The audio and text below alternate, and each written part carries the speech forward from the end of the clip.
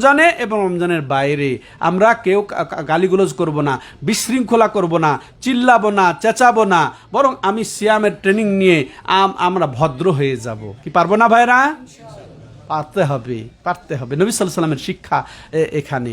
এরপর ওয়াল্লাযী নাফসু মুহাম্মাদিন বিয়াদিহি লা খালুফু ফামিস সায়মি আতিয়াবু ইনদাল্লাহি মির রিহিল মিস্ক, যে ওই সত্তার কসম যার হাতে আমার জান, যে অবশ্যই রোজাদারের মুখের যে একটা গ্যাস বের হবে, এই যে পাকস্থলী খালি হয়ে যাওয়ার কারণে ওই গ্যাসটা, ওই গন্ধটা আল্লাহর কাছে মৃগনাভি কস্তুরীর চেয়েও প্রিয়।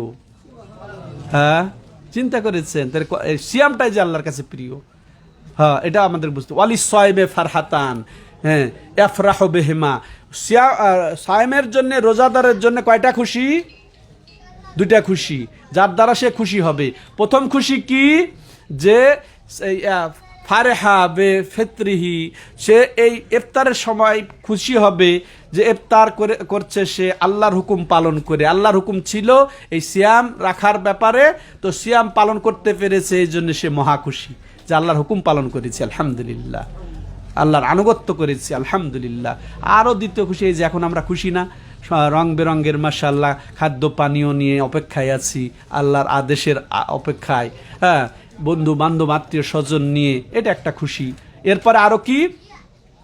ওয়া ফারেহা ইন্দা লেকায় রব্বি, যখন ফারেহা বে সাওমিহি ওয়াইদা লাকিয়া ফারেহা বে সাওমিহি ওয়াইদা লাকিয়া রব্বাহু ফারেহা বে সাওমিহি, যখন সে তার রবের সাথে সাক্ষাৎ করবে তখন এই সিয়ামের কারণে সে খুশি হবে। ওই দিন কোন দিন?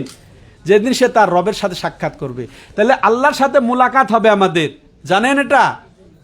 আল্লাহর সাথে কিন্তু মুলাকাত হবে এই সিয়ামেরও বদৌলতে, আলহামদুলিল্লাহ। আল্লাহ রাব্বুল আলামিন সাক্ষাৎ দিবেন সমস্ত মুমিনকে জান্নাতে সিয়াম পালন করে। এই রোজাদারের জন্য একটা গেটই থাকবে স্পেশাল, আর রাইয়ান। হ্যাঁ, আর এই জানেন, এই রমজান এবং কোরআন দুইজন সুপারিশকারী হবে যে এই রমজানের সিয়াম পালন করবে এবং কোরআন তেলাওয়াত করবে।